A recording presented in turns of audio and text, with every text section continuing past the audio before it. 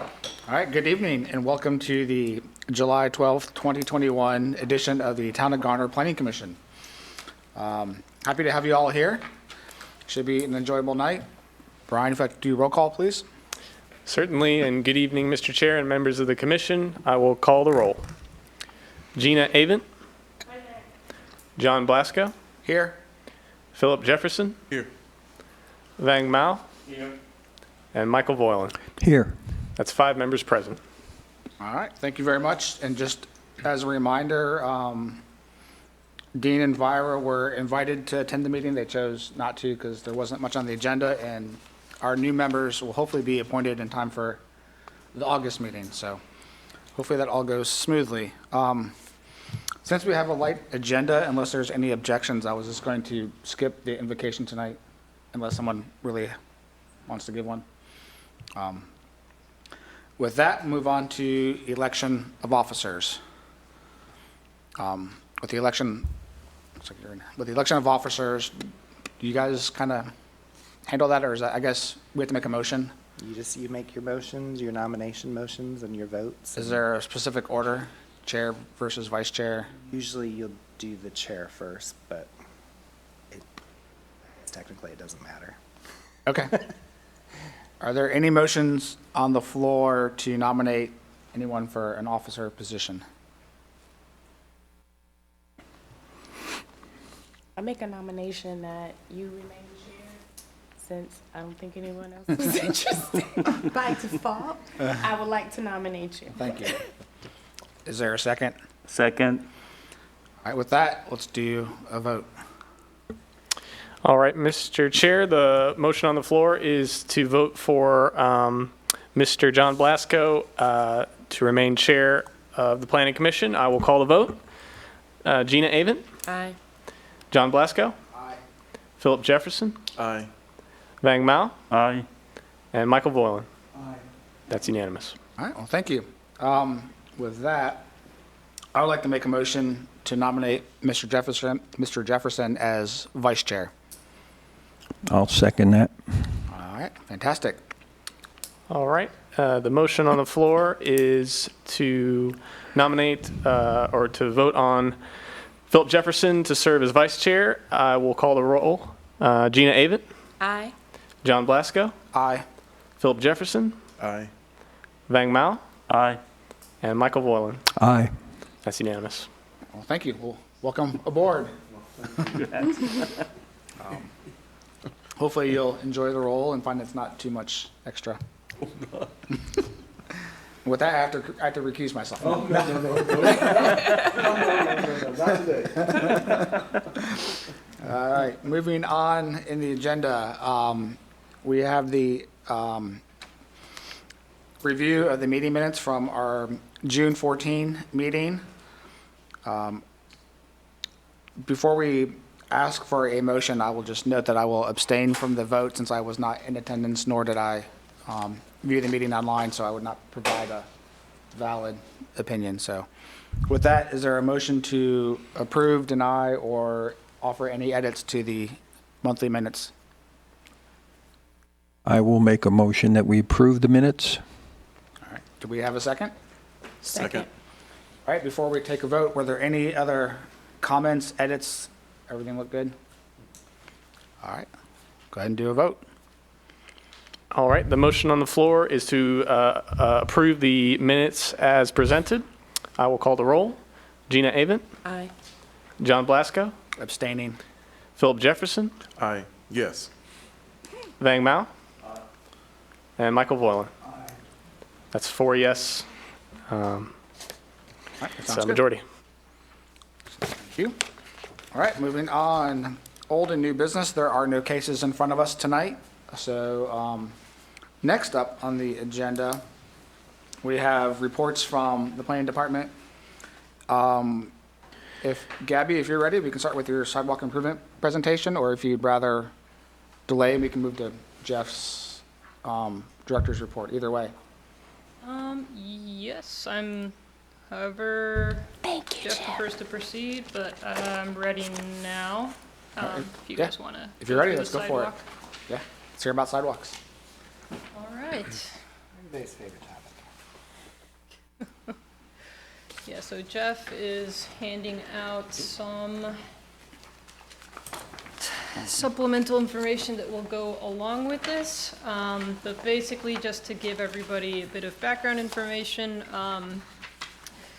what we are going to go through tonight is sidewalk improvements. And so I have mapped out, working off of GIS files that we have from prior transportation plans and just from staff GIS files in general. I've got, so what you see here in the school bus yellow color, these are existing sidewalks in the town. And then the other multicolored lines that you see are improvements that we have either from transportation plans or from town council or resident recommendations that have made it onto the list of sidewalk projects that need to be completed in the town. And so I just want to mention the caveat that we are working off of some GIS files that are pretty old. So if you see, you know, a recommendation where there might have been a sidewalk that was recently completed, that's why, or, you know, vice versa. So it's not perfect. This is just so that we can work off of it and try to narrow down a list of projects that that the town can have ready to go once we have the sidewalk bond funds ready. So what we're doing is, through this exercise, what we hope to get from Planning Commission and then from Town Council at the work session is to get maybe like a list of top 10 projects that we decide are highest priority so that we can get to work on those right away. And then for the remaining projects to sort them into, so the first 10 would be like the short term, then you'd have midterm, long term. And there's roughly a little bit less than 100 projects. And so that's going to be the first goal, is to get that list and then to divide up the rest of the projects into midterm and long-term bins. And the second goal is that there is an 8.5 by 11 sheet with criteria that Jeff will have handed out to you. And so we've just started compiling criteria that can be used to prioritize either within that list of the first 10 projects or just for all of the projects in general, since there's obviously going to be an enormous list and it can't all get done at once, and we have to have objective ways of being able to prioritize them.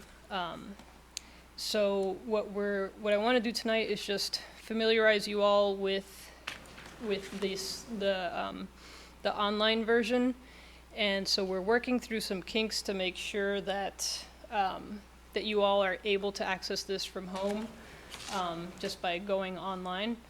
Just had a little bit of a hitch with that today, but we will get that sorted out. But yeah, the idea is just to familiarize you all with that so that you're able to essentially go through here on your own time, and for each of these, you can select them and there's information that pops up.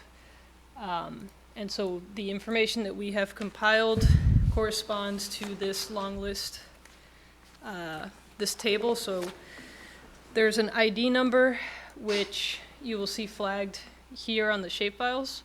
So that relates back to this table. And that information will also pop up when you select any one of these segments. And so that information just, you know, basically has the street that the project is on, the side, whether it's the north side, south side, etc. of the street, the extents, so from and to, the approximate length of it, and then in the notes column, we've just made some relevant notes that you might want to keep in mind, like, you know, if there's,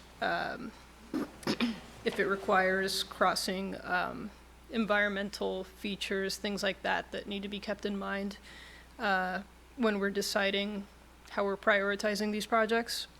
And then the 2010 time frame, that's referring to the prioritization that was assigned to these projects from the 2010 transportation plan for the ones that were available at the time of the 2010 transportation plan. Because as you'll notice, some of them have not applicable, and that's because they might have come in either after the 2010 transportation plan or they just simply weren't assigned a time frame at the time. And the first mention in origin, again, just where did this recommendation originate from? Was it 2010, 2018 transportation plan, or there are some that are from staff discussion or council recommendation? So that's the information that you'll find attached to, that's the information you'll find in this table, and that you will also be able to pull up as you go through the map.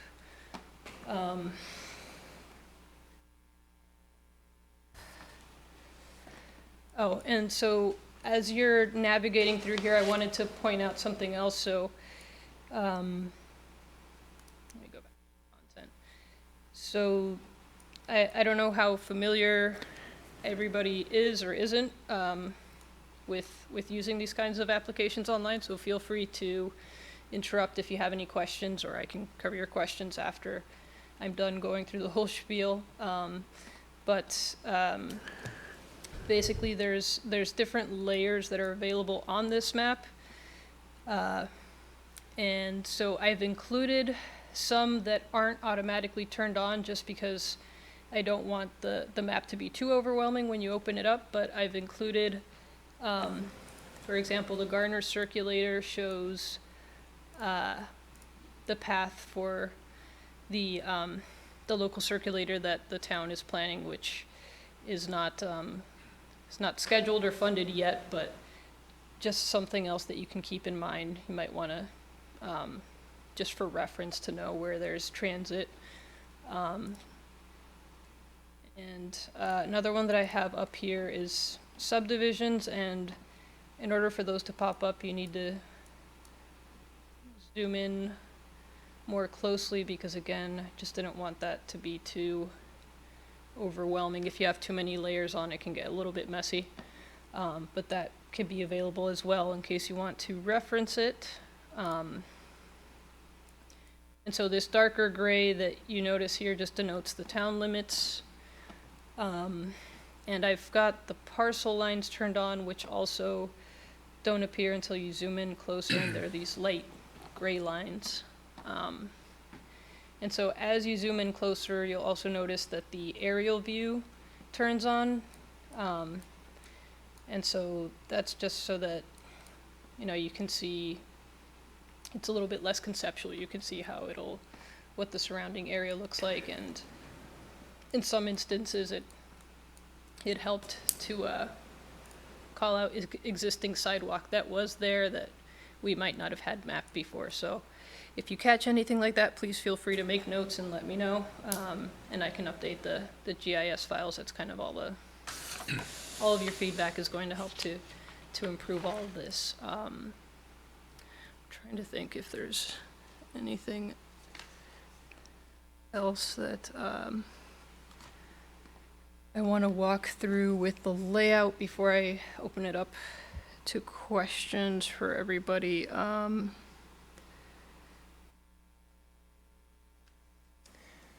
So I'll quickly run through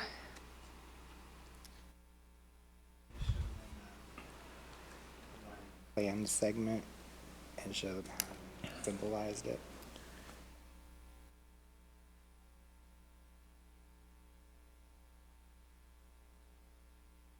Segments. yeah, so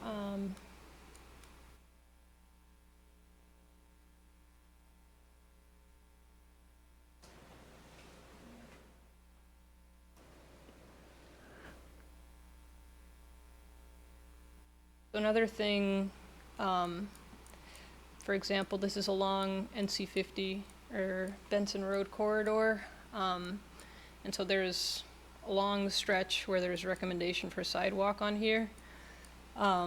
So Another thing that I've done to try to distinguish between those different segments, you'll see the arrowheads here to denote, because there's several instances like this where there's a long stretch of corridor and we have to break that up because you don't want like a 5-mile long segment that's recommended for construction. You need to break that up for ease of funding and just to make it more feasible. So just to show you how this ties in, so this should show like this school bus yellow color here denotes the existing sidewalk. So kind of the idea here is that you should be able to make out the larger pedestrian network in the town. So you see the proposed segments and how they tie in with the already existing sidewalk segments. Hopefully that comes through clearly enough while you're looking through here.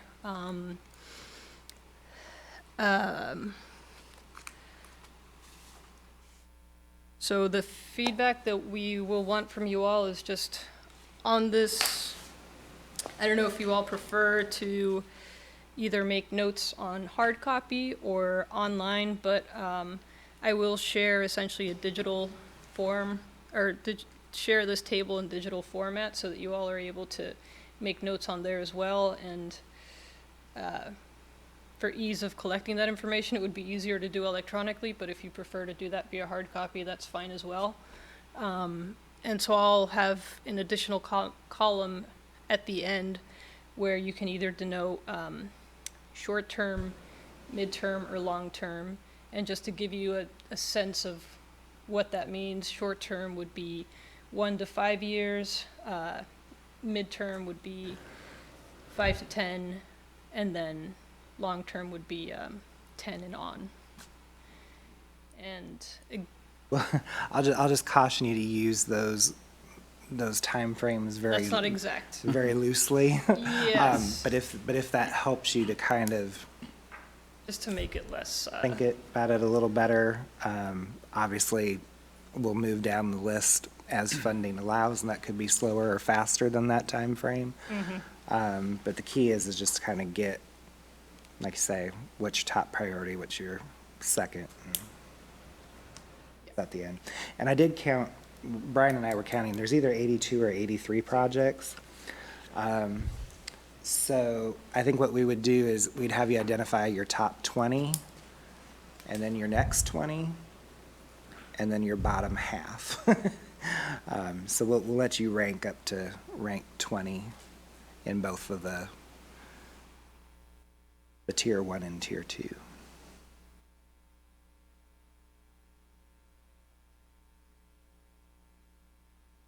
And Gabby's done a good job of trying to bring this together for us. We've been talking about this for a while.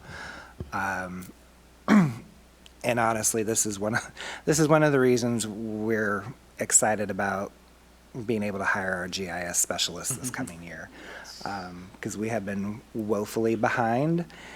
And I know she touched on this, but she kind of glossed over it. And so I do want to just reiterate that, that existing sidewalk layer, there's probably issues with it. We had a choice of 2 data sets to work with, and then we've been trying to kind of take the best of both to create something that hopefully is close to being accurate. The one data set was from the 2010 plan, so that's already 11 years old. And then we had this other data set from our engineering department, but then it was kind of the opposite. Like, he's, I think, been working back in time, so we have a lot of the newer stuff, and there's kind of a gap in there that neither data set really covers. So just please, please do be aware of that there may be some stuff that's out there that's not showing up in the school bus yellow color. But we will be trying to continue to update this while you're looking at it over the next week and a half or so. But yeah, if you do see anything, please let us know. And then, of course, we had to create the project lines from scratch because none of that really existed either, or it did, but so many conditions have changed since 2010 that there was very little that was really accurate or meaningful. So it's been very tedious, so please do excuse Yeah. things, but hopefully we're at like at least like 90%, good. And one other thing I wanted to add is, when you're going through the list, if you happen to notice that there's maybe something on there that should be on the list of sidewalk projects, please feel free to suggest additional projects.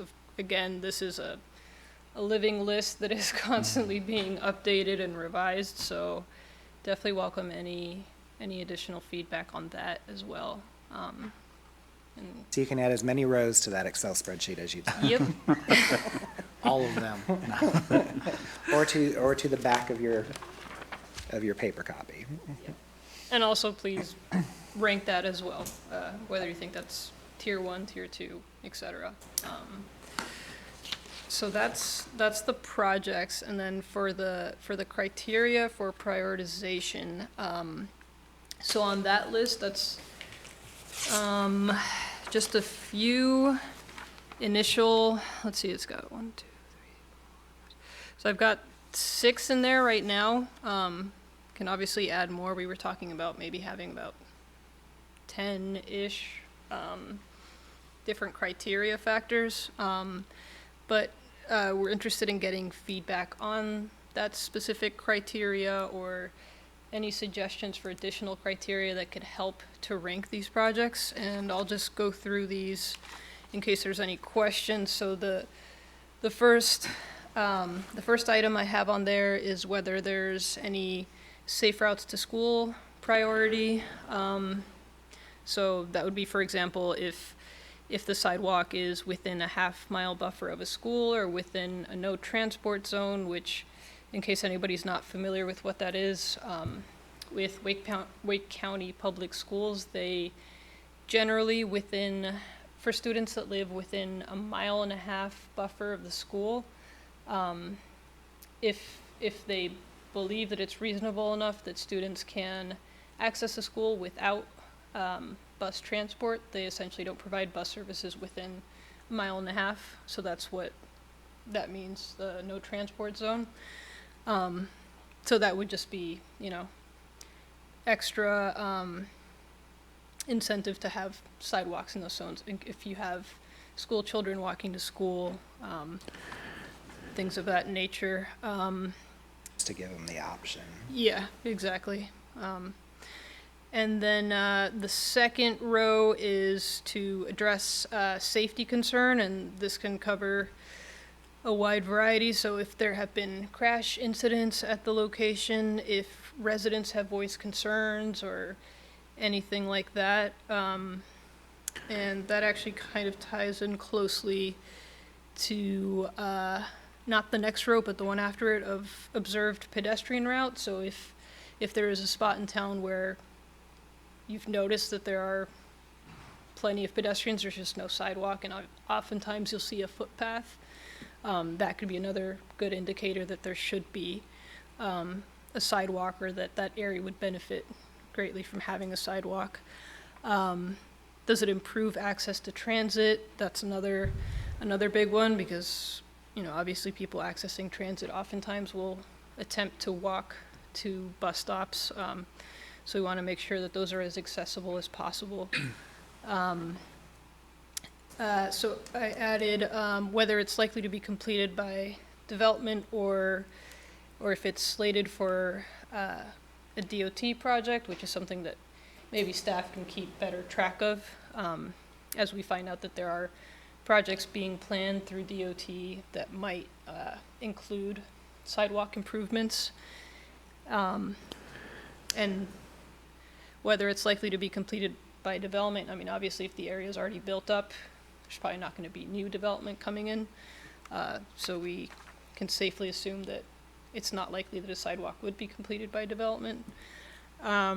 Major obstacles, so another thing that's important to keep in mind is some of these projects are going to be much more expensive than other ones. That all depends on the context, whether there's additional right-of-way that needs to be acquired, if there are environmental challenges, etc. That's just something else that we want to keep in mind as we're prioritizing these projects, because obviously this is a very long wish list, but there's only so much money that can be allocated towards them. So that's another thing that needs to be balanced out is, do you complete one really expensive sidewalk project or maybe 3 less expensive, but then you get into other things like weighing the prioritization. So all of these just kind of get towards trying to score these projects somehow and to facilitate those decisions.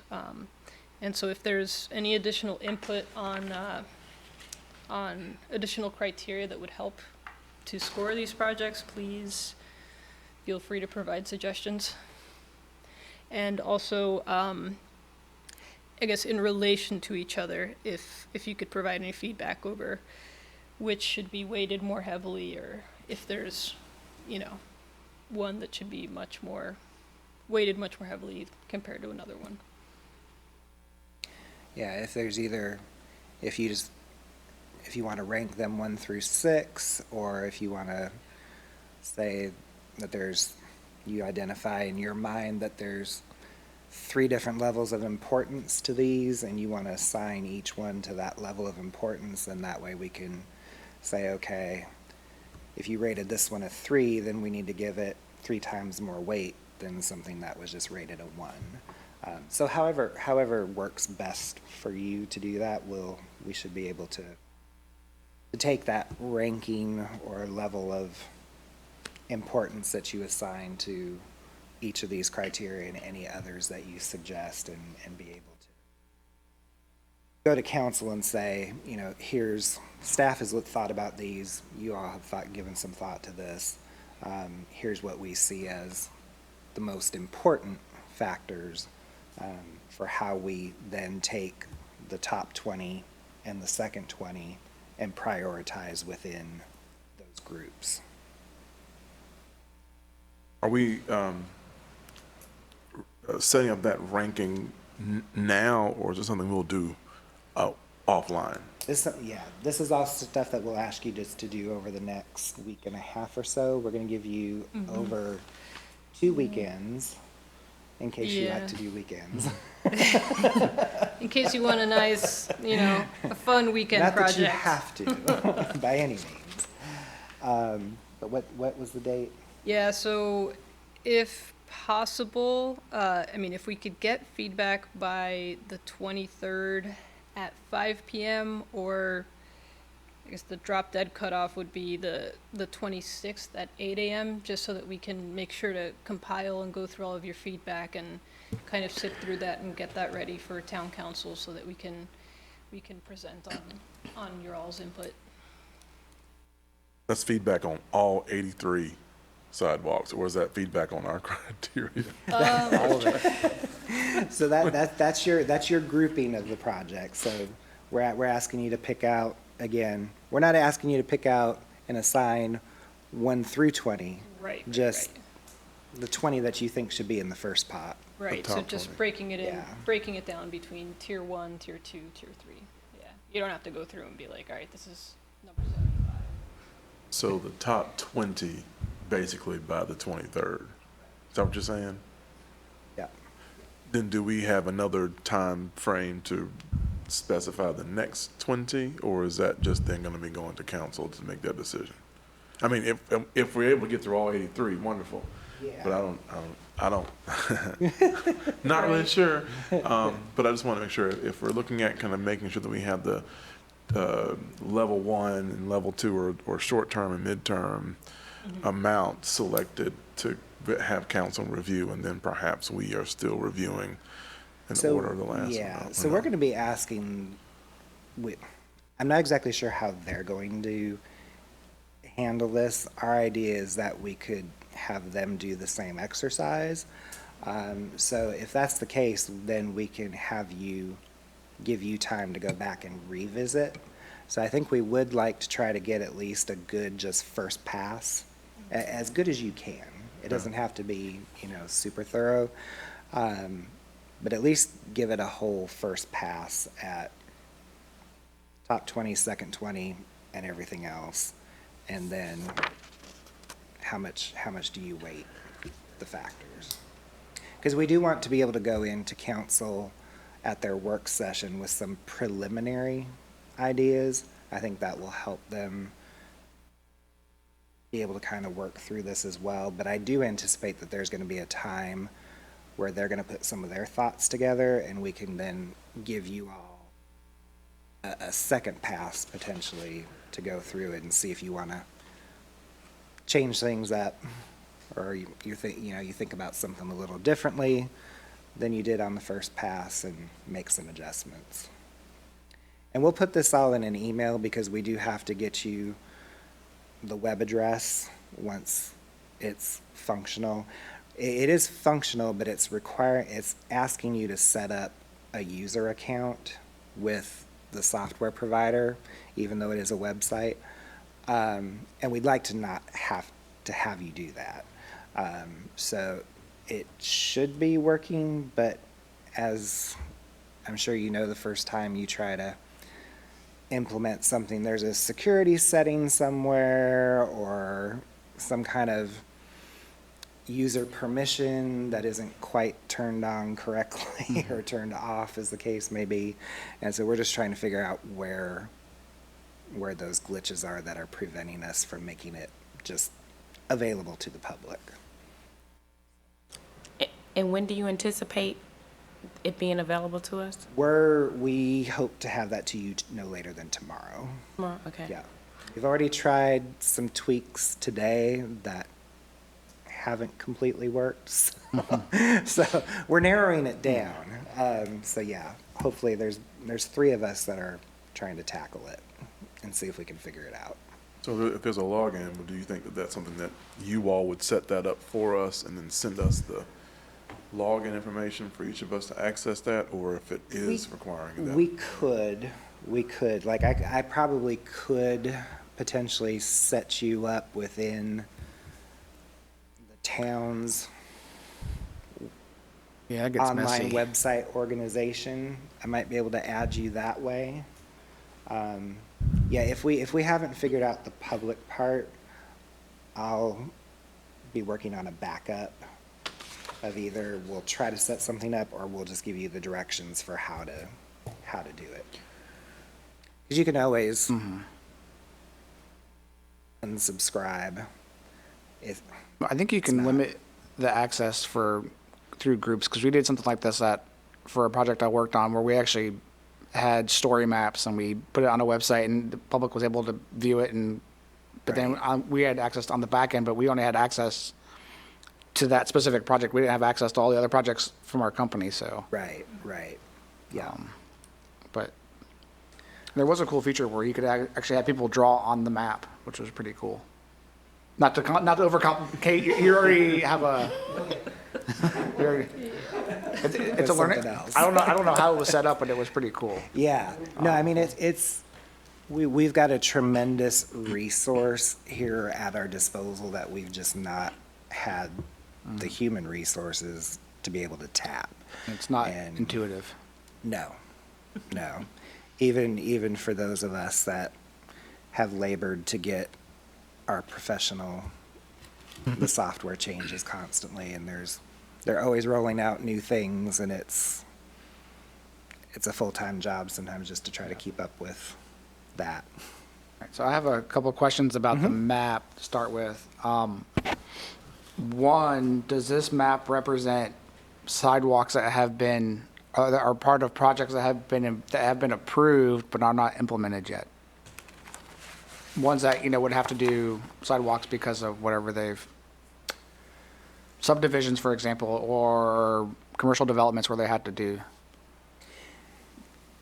So it's kind of several different sources, but the list of projects that you see have the majority of it has been compiled through the transportation plans. And I mean, I'll say the majority of that was actually through the 2010 transportation plan, and then it was somewhat updated in the 2018, Right. since that wasn't like a full. But projects that we've approved in the last year Yeah. probably aren't represented on here. No, And no. those would just be usually typically more short segments than Right. anything else. We did try to, in your spreadsheet, we did try to add that in the notes if there was a development that we've approved that the private sector would be potentially building a segment of it, just to try to give you an indication of, oh, well, you know, this is coming online, so maybe that makes that project, the larger project, more interesting and of a higher importance because there is a private partner that's going to be building a piece of. Yeah, so like it. one example might be Bryan Road, what was called the Tingen development, I don't know what it's called now, but they have a section of sidewalk on their Bryan Road frontage that is not built yet,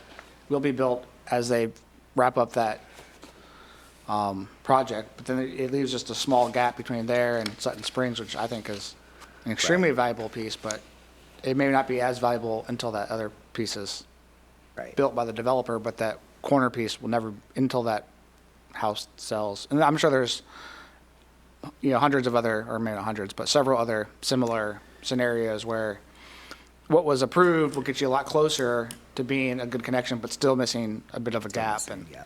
But until that private developer makes it, maybe it's not as important, Right. It's kind of that purgatory spot, it's not Yeah. quite perfect, not quite bad though either, so. Yeah, that is another gap that we are missing, is the stuff that's been approved but is still yet to be built. Because we do have a couple of other state-funded projects like, There's the one at Timber and yeah, 50. Timber and 50. Yeah. There's some sidewalk that's going to be going in There's there. actually, yeah, a portion of sidewalk that will be going. And then when the Bojangles goes in, And then there's the 401 project Mm-hmm. out near Purser Drive where they're redoing the roadway, and they're going to be adding sidewalks as part of that. what about 70? Because I just don't see any sidewalks shown on here, but yet there's obviously I know there's no existing, but there's obviously a intent, given the projects we've approved and the side path and even areas you see the footpaths, and we've had those conversations, but I was surprised not to see any even proposed. Right. So at the time, that's a good thing to point out, because at the time the 2010 transportation plan was done, which was really the last time that new projects got thrown into the pot, nobody was envisioning sidewalks on 70 at that time. Now that changed shortly thereafter, after having some, long, hard discussions about things, and the fact that there's lots of well-worn footpaths along 70 where people are walking anyways. So that has changed, but that's a good, I would definitely say if there are segments along 70 that you think are extra important, feel free to add those. Because, yeah, those have not been in for consideration at all in the past. And it looks like most of the proposed or potential projects are mostly collector-type streets or bigger, not your local streets. I guess we can suggest maybe more local streets if we think there's a strong need, but. And then I had one other question.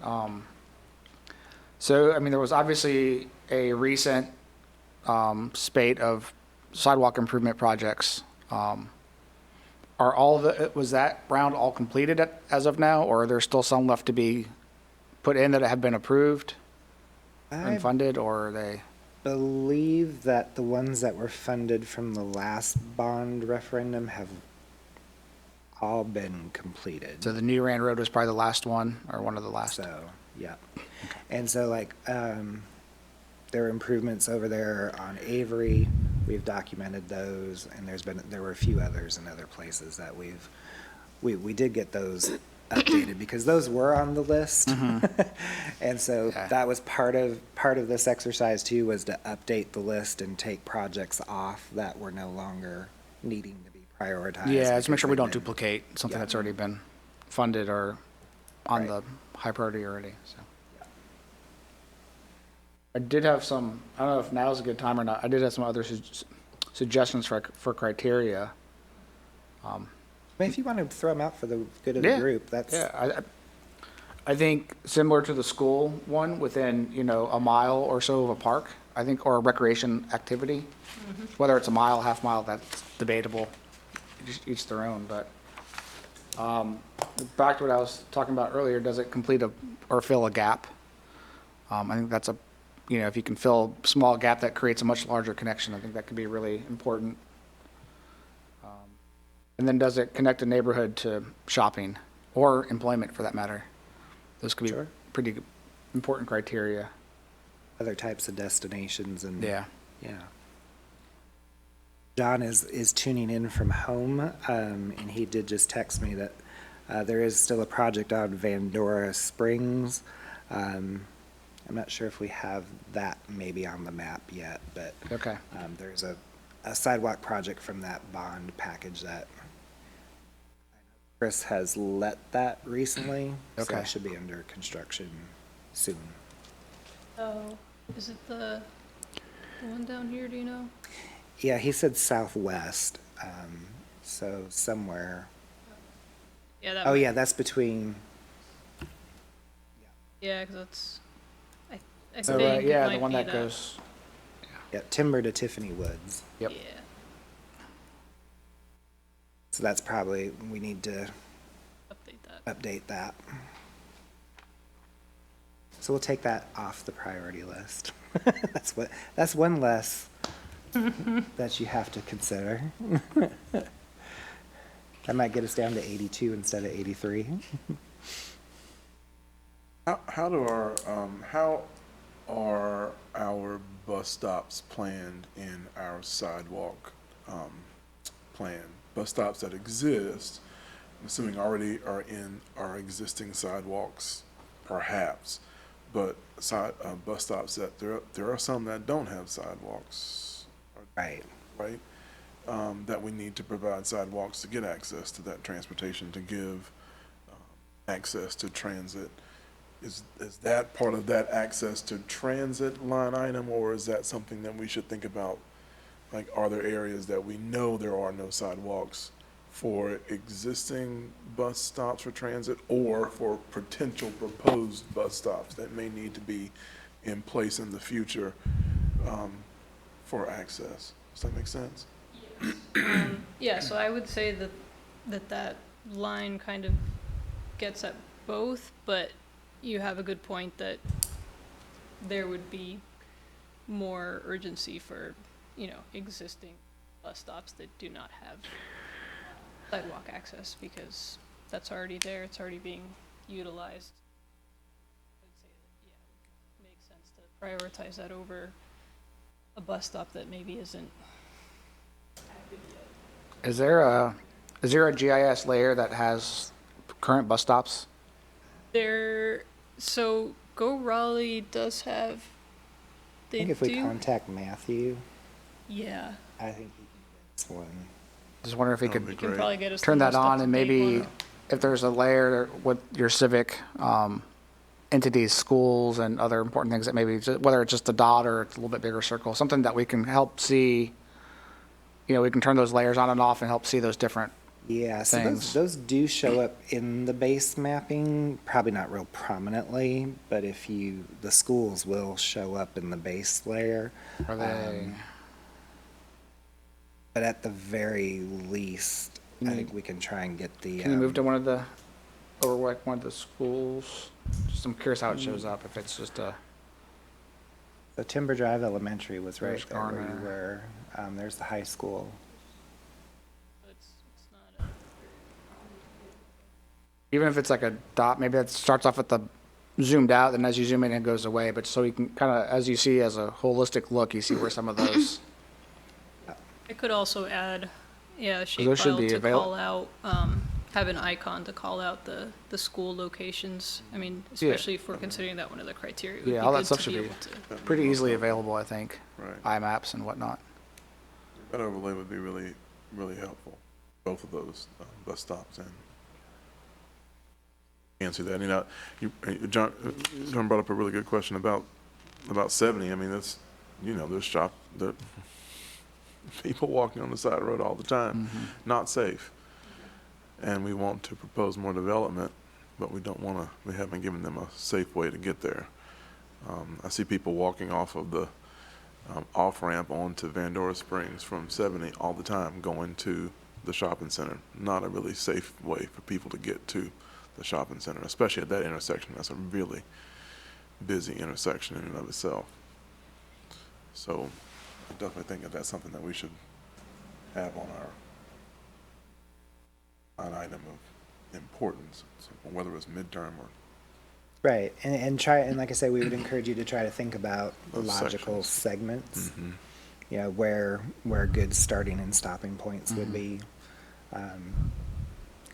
And I can't say that there's any, you know, how long is too long and how short is too short, but I think if you just kind of, as you familiarize yourselves with with the map, that you can kind of get a sense of how we've broken it down and how, you know, there's certainly plenty of connection opportunities along 70 for connecting to other sidewalks or sidewalk projects. So just try to keep that in mind. Don't draw or suggest 70 from Mechanical to White Oak as one project.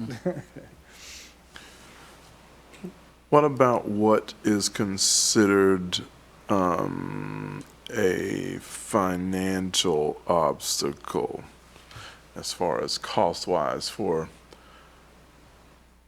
sidewalk work? How would we, what gives us the value of what would possibly be an expensive sidewalk project, where when we classify that as tier 1, tier 2, we know that that's not in our budget? How do we know? Is it the length of the run? Is it the location of off-ramps? Is it topo? Does that make sense? What goes into us knowing that recommendation may be more of a expensive long-term solution than a? And that one might not be as. It's okay if it's not like an easy, straightforward thing, but I mean, constraints like having to. Yeah, I would think because like in- remember, if this is, we're gonna apply these to then prioritize within that group. So I feel like it's probably a little bit important just to kind of be conscious of where, you know, maybe there's a stream or, you know, a good-sized creek crossing and things like that. But I don't know that I would be too concerned about letting that influence where you put a project. If it's important, it's important. It may, you know, fall a little lower within that tier because it's more expensive. But I don't know that I would let that influence you too much.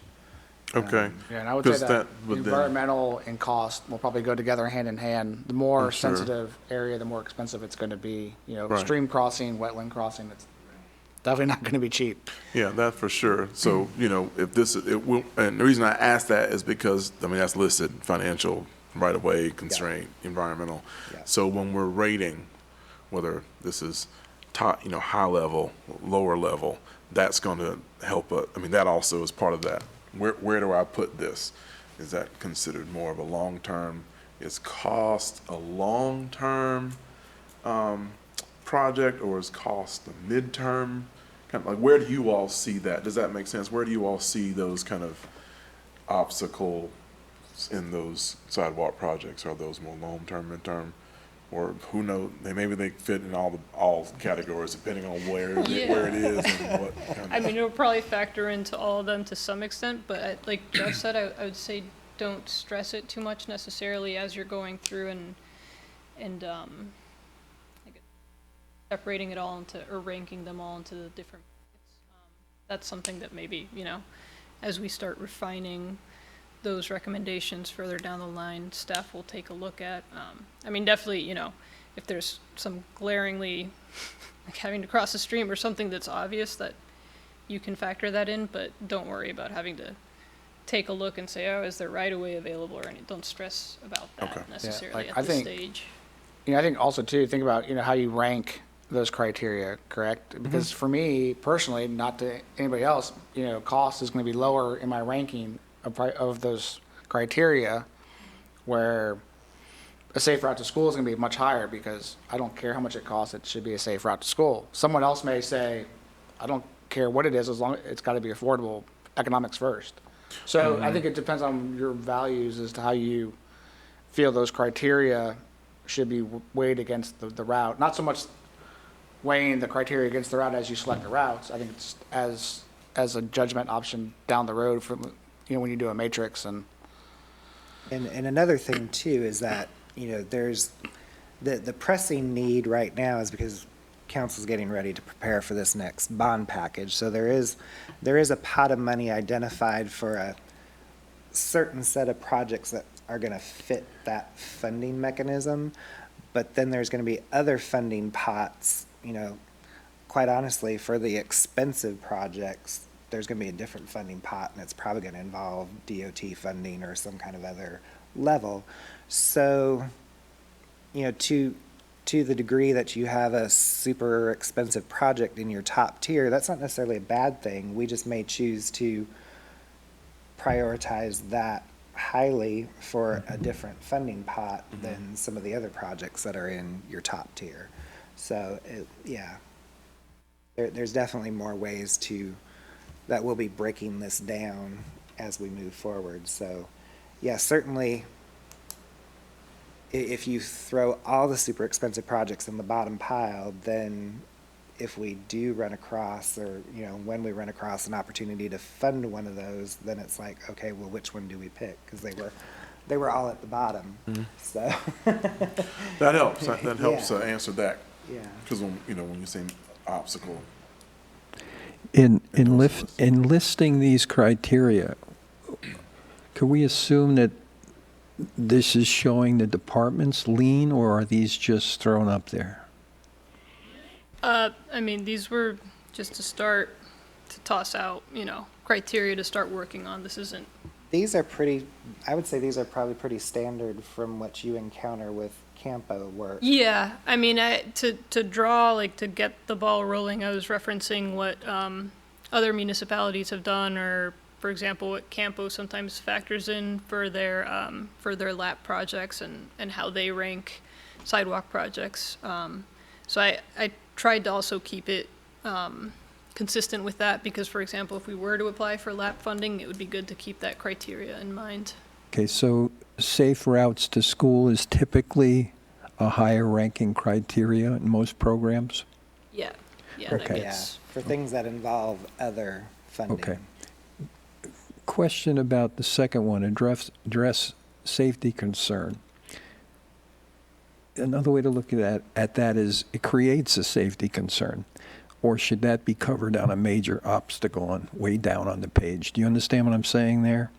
If you put a sidewalk there, it might be a crash area, and it might worsen as opposed to address it. So I'm getting just a little confused with the terminology on the criteria.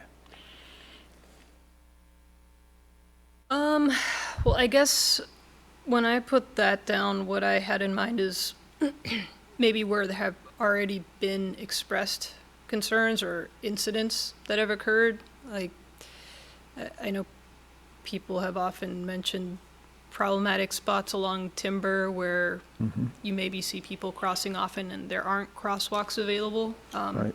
So I was more referencing things that we've received feedback on, or, can continue to receive feedback on. So if there are, like for example, DOT has, they collect crash information about pedestrians and bicyclists, so we could look to that data, supported by feedback that we've received from residents. I know I've received emails previously from residents that maybe notice problem spots. So does that Yeah, help yeah, I answer your think question? so, yeah. Okay.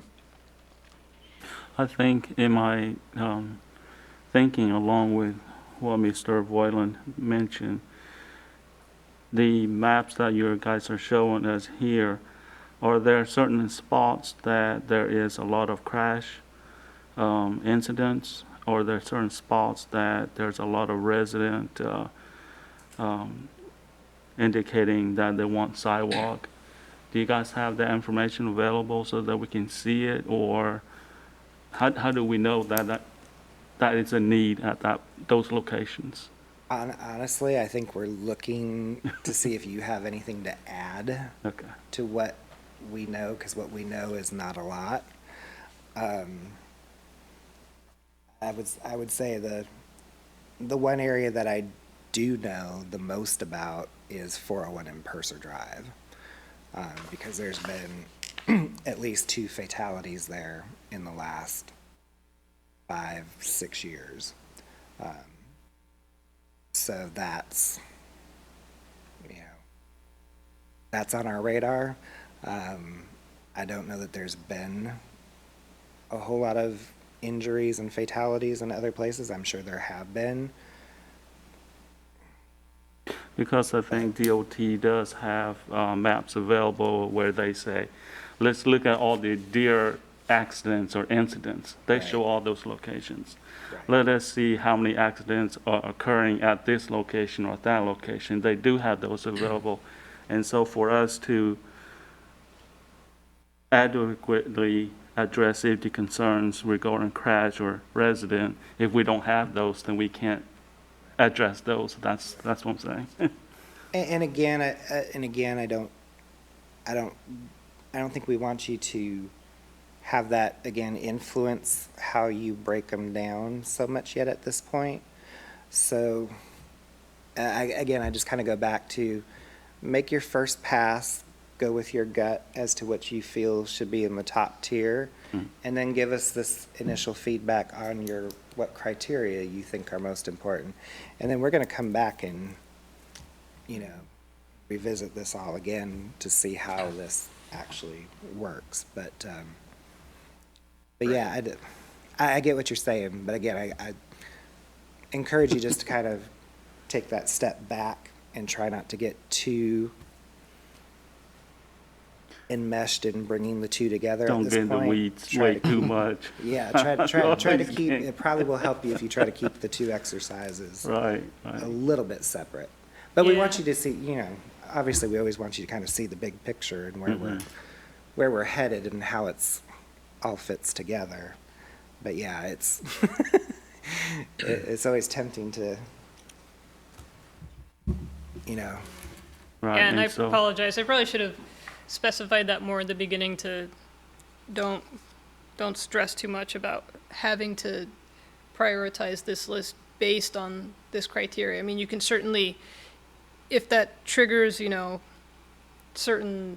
that helps you to think about what might be a higher priority, that's fine, but you don't have to necessarily use that as like a hard line right now as you go through and parse through the different projects. That's more criteria that we'll be refining along the way and hopefully be able to use that going forward as we get that more refined list, basically. But yeah, I should have Yeah, made I that think, differentiation. yeah, I think like Jeff said, I think that was really an important point, is go with the gut feeling. That makes that, kind of based on your personal values, we're all going to have different gut feelings based on what we prioritize personally. So I think that's, rather than get technical and maybe, be more subjective than objective, I think, in a way. Does that kind of sum it up a little bit? Yeah. Yeah. So that's fair. Yeah. I would say, if anything, that it adds value to be able to have different points of view, and as long as we can talk to what exactly feeds into that, that's all helpful. Okay, that's good, because my next comment was going to set up a series of points based on every line item so that we have a value at the end that is definite. So that's actually good. I mean, at some point you get to that, right? At some point that does become that, like, okay, how do we specify exactly what is going to be moved forward at that point? But the kind of a more subjective, and so that we don't all have the same agreement on, this particular one is a number one. Everyone kind of has their own response, and then we kind of see where it goes. So I'm that's good. Okay. Definitely, yeah. I'm not expecting you all to walk in with the same exact list. That's That'd be kind of boring if that's what happened. exactly. It's more interesting when you have different viewpoints. Makes some things easier, Sure. for sure, but. I just have one question for you, Gabby. Yep. In the beginning of your presentation, you mentioned that the yellow lines represent existing sidewalks. Is there a legend included in here somewhere that represents what all these other colors mean? Yeah, so in the email that we'll send you, where I'll kind of reiterate some of what I walked you all through tonight, and I'll make sure to have an easy legend that you all can reference. But on here, there's also, if you notice, there's like on the left side, if you click on details, there's the legend section, and so that will call out, like the light gray is the, hard to tell on the screen, but that's the corporate limits. This light yellow is the sidewalks. So that will help you to, So, and all the just other for colors are example, equal. you've got 3 different colors for Woodland Road. Yes, So why do you have 3 different colors represent Woodland? good question. Good question. And I'm glad you brought it up, because, the school bus yellow that represents the existing sidewalks, that's essentially the only color you need to worry about. All these other colors they don't denote higher priority or anything. It's just to be able to distinguish between the different segments. Okay. So we were just trying to make it easier to visually be able to tell, okay, here's one segment, here's Gotcha. another one. But yeah, there's no timing or priority And if you attached zoom to in, it that. should be a little more clear what the different colors are. Could you zoom in? Could you zoom in on that Woodland Road real quick just to show? Because I noticed like that's, at certain scale, the colors kind of blend together and, or you don't see the lines, but as you zoom in, you see more detail, so, which is helpful. Yeah, which is the other, when we were initially figuring out how to go through this exercise with Planning Commission and Town Council, we were thinking of having static maps, but then we realized that there was value in being able to, zoom in and take a closer look. It's Okay. just a lot more helpful that way, so kind of changed directions. But in addition to the arrowheads to kind of help you see the beginning and end of a project, we figured just assigning random colors Okay. would also hopefully help with that, but yeah. So thank you for Thank that you. question. I think to add to that a little bit more, your projects here, we're talking about the PID, is that correct?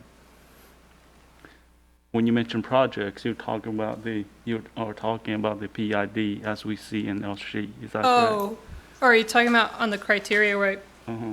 where I mentioned The the big On sheet. the DOT spreadsheet. project? The first project column. ID. Oh, yes. Okay. That's If what they- the if they- labels reference is the project ID on If your there are table. one that's saying, is there a way that we can bring up all the projects or be able to toggle between the table and what's available here, and it will zoom us directly to that location? Yeah, and that might be something that I can add in the instructions, because if they pull up the attribute table, that would be one way they could do that, right? Yeah, you but I can think right he I was click think on if you it. go to, guys go to that If you little, click in the Excel sheet. Oh. He's saying as an And it interactive. Oh, yeah. Interactive. I But mean, that's a Don't. whole nother level. Very. You're not quite there yet? or Miss Gabby, can you bring up what you just did? Yeah. Yeah, and I can include instructions for this. What I was thinking If- that would somewhat get you to that is if you, If you guys go to this little, beside the X, there's an X beside the ISRI. The pancake. There's The the, 2021, by the middle of the page, it says ISRI, and then there's an X. If you guys hit on that, those three little lines, I think, to your bottom right, where's he talking about, right here? go down a little bit more. It says Oh, oh, powered by ISRI, that three, and then filter. oh yeah, I mean, if you wanted to more quick to be able to narrow down on something that you're specifically looking at within this table, you could do that as long as you're comfortable navigating through it that way. Right, so what I'm asking is, for the FID, do you guys have it as PID, and then we can toggle to look at each one of them? Oh, so if you type And in. then PID, Yeah. type in that's A3, that. or, yeah, You can probably right-click on it and zoom to, well, maybe not right-click. Well, it'll highlight it. I think you click on the other one. Do it again. Oh, Go was back that not the to, one you were? no, go back to your thing there, filter, edit.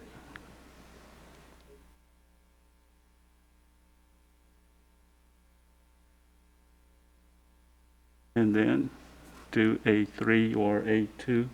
A3 or A2? Yeah, it don't matter.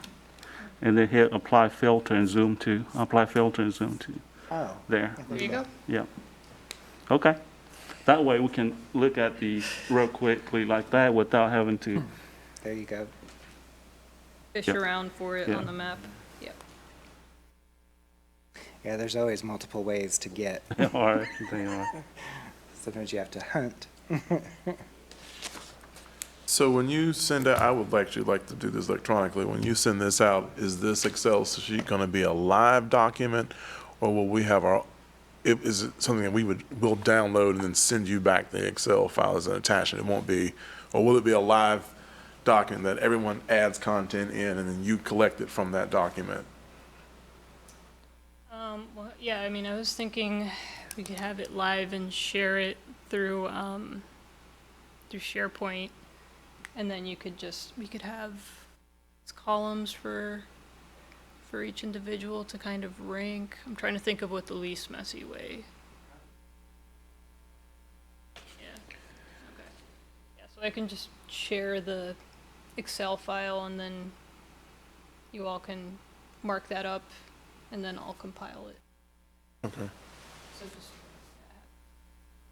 Okay.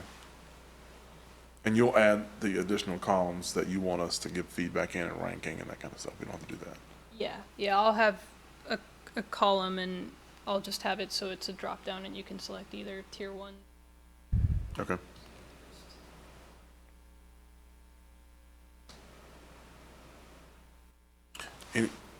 Well, no, I'm not getting into that kind of, that's too much content. All good? Appreciate that, Gabby. That was excellent. Looking forward to going through all this. Forward to the feedback. And you said this is in 2 weeks? I just want to make sure I'm clear on that. Yes. The 23rd at 5 o'clock. She said the 26th. Or the Or the 26th Or the by 8 a.m. 26th. That's So if you want to make use of your weekend, we'll circle back to that. You can. But yeah, that's, again, high level, gut feeling, first pass. Sounds good. Yeah, and again, I'll send an email kind of with a recap and some helpful tips, but feel free to reach out to me with, any questions or. And please let us know what works, what doesn't work. Like I say, we hope to be able to do, as things lend themselves to it, to be able to do more of this kind of stuff. So please feel free to let us know. Good. All right, moving on. Report from the planning director. Yeah, I was just going to touch briefly on projects. We are waiting to hear from council about nominees or appointees to the board. So as soon as I know something about that, I will certainly let you know.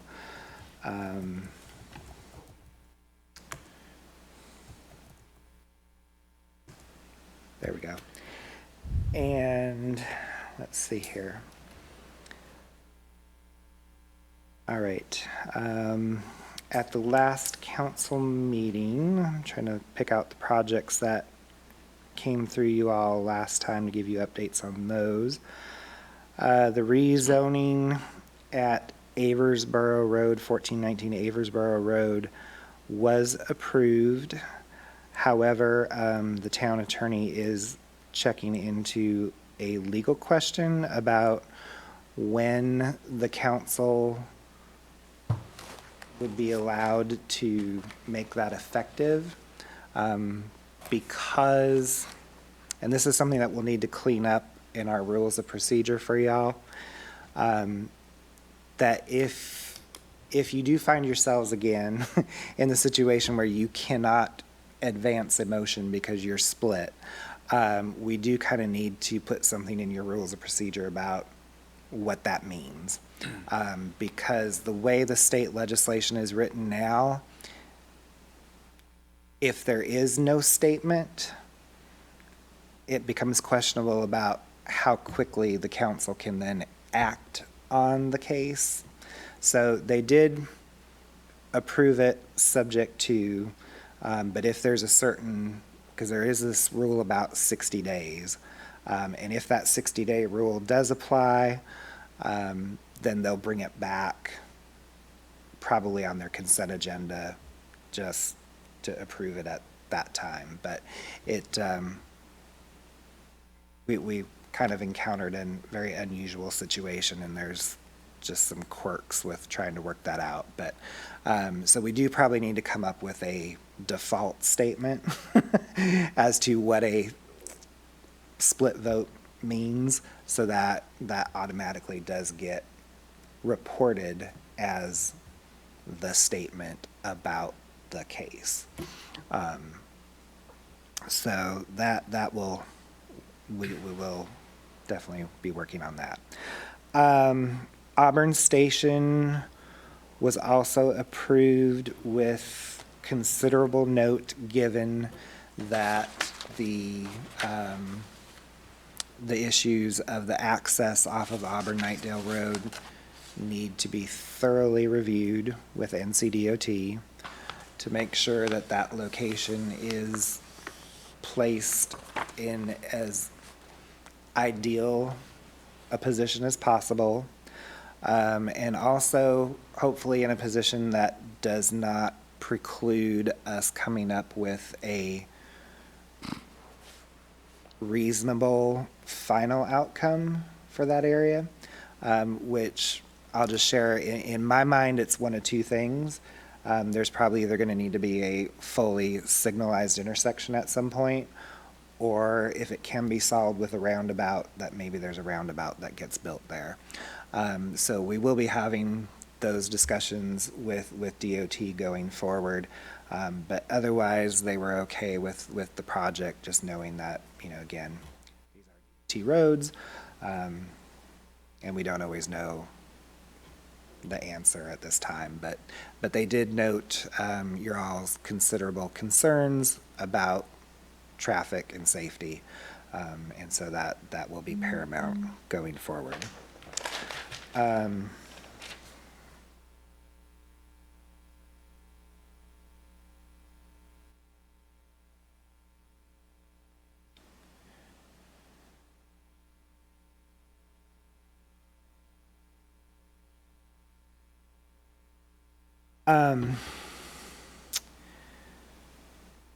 Okay, so I'm sorry.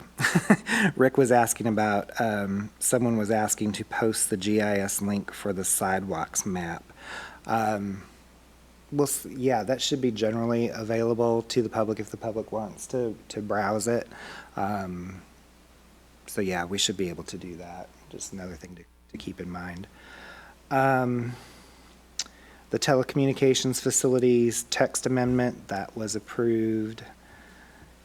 And I believe that was all that you had at the last meeting, if I'm not mistaken.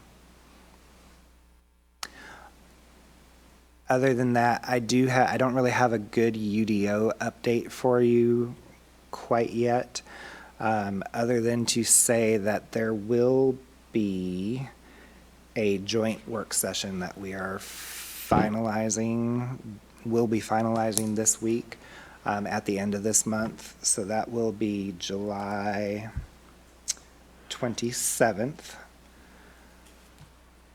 So please have that on your calendar to attend if possible, or at least be able to view and participate remotely. If you'd like to attend via Teams, we can probably make that available as well, just in case you do want to ask a question during the presentation. But if you can, we would encourage you to try to be here in attendance with the council. And then I will also mention that we are planning for one in August as well. I need to double check the date on that, because I can't remember if it's the fourth Tuesday or the last Tuesday. And this is August is one of those months where there will be 5. So it'll either be the 24th or the 31st of August. And maybe I'll get a prompt from somebody confirming that. That's all I have at this point. Is that work session on the 27th at 7 o'clock? Those, during the yes, so day? work sessions are actually at 6. At 6. Yes. And we do try to put, or at least in the past, we have tried to put that at the front end so that you don't have to stay for the rest if you don't want to. So I would encourage everyone to just browse the UDO updates that are online in the draft form, just because at some point we're going to have to be presented with a opportunity to recommend or deny the passage, or I guess the passage of it, or the moving it towards council. So they will be looking to us to make a motion of some sort on that. So Right. it'll be important that and it's a pretty hefty document, very intense, and not something you want to read over a weekend. Right. So we've got some time, but just don't let it slip. Yeah, it will be a text amendment in and of itself, although, like you say, much larger than the last one we just did. And they just verified the one in August will be the last Tuesday of the month, so that will be the 31st.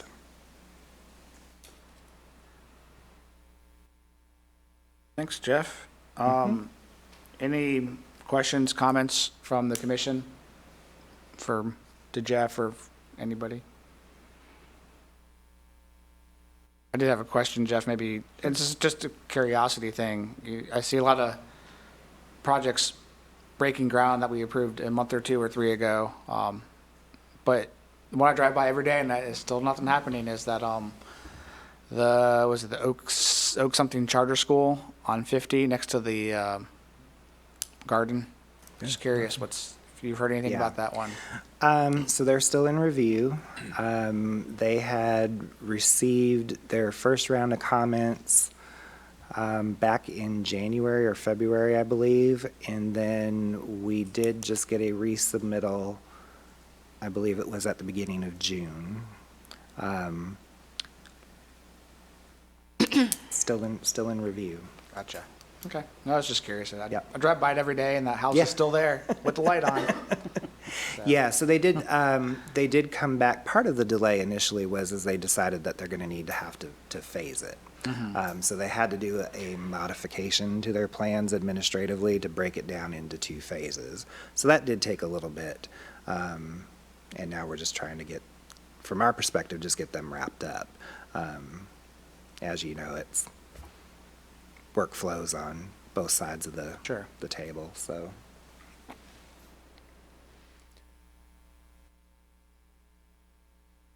I was also curious if you've seen any, or just, I'm curious what the housing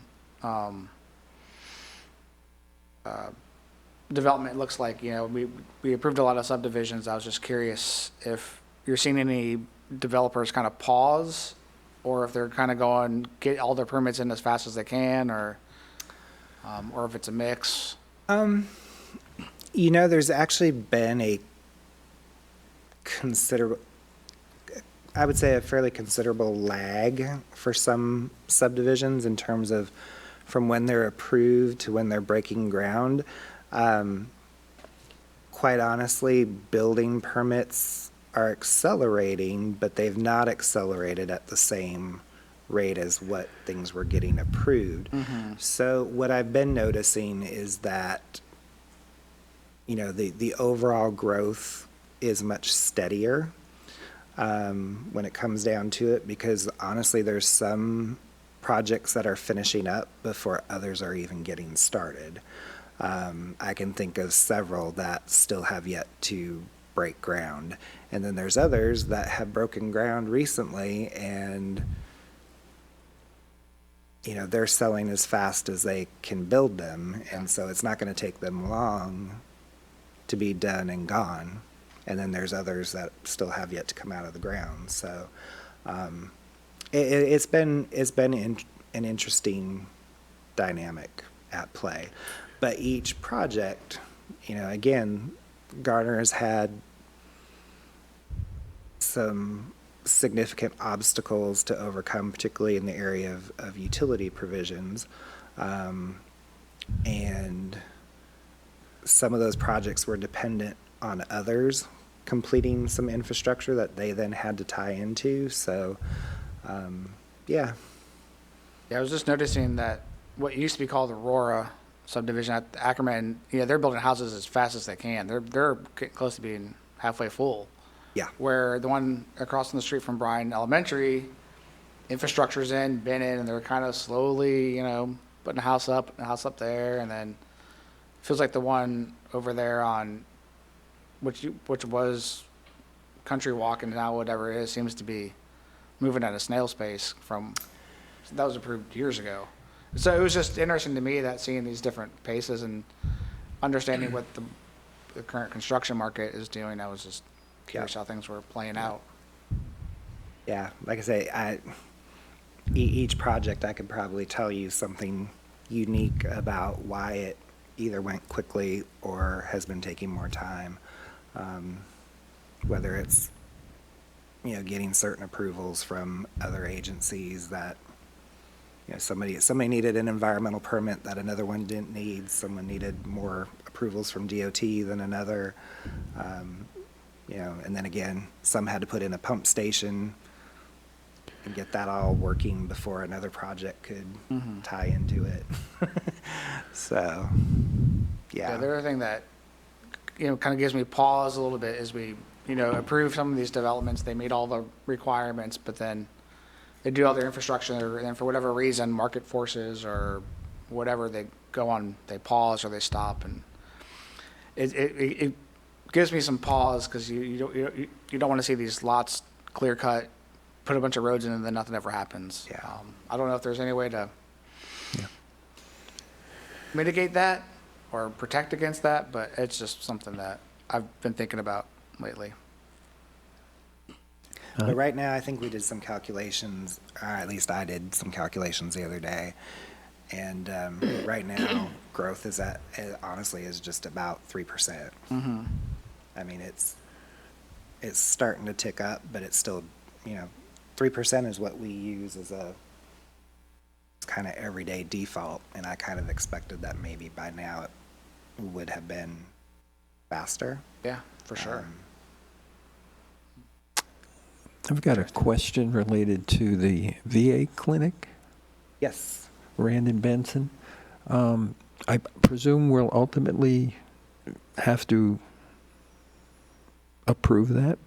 the site design and so on? Yes, so that, they were hoping to get to start that public hearing process this month, but they were unable to get some confirmation and detail information for some of the road improvements and signalization work from DOT. Okay. So we're now looking at that process getting started in August. Okay. But yeah, that will be coming through to y'all, the zoning part of it for, Yeah, the reason I ask is that on the sidewalk thing under R1, it says proposed sidewalk on Rand Road at VA site. Will they be having access to Rand because you have the school and then you have some homes and then you got a gas station? So I'm curious. yes, they bought the homes. Oh, okay. So the home sites will be incorporated into their site. But that has been some of the last minute Okay. kind of stuff that's been being worked out with DOT as to what kind of access they'll have from Rand Road. So the latest that I've heard, and you'll see in the site plan, is that there would be only inbound access from the west. Okay. Mm-hmm. Yep. Yeah, I've been getting some questions from my subdivision, which is off Rand, about Right. what's going to happen there. So, Yeah. thank you. Jeff, when building permits are issued from the town of Garner, are there timelines that dictate when the project has to begin within so many days and end within so many months or whatever? Yeah, there are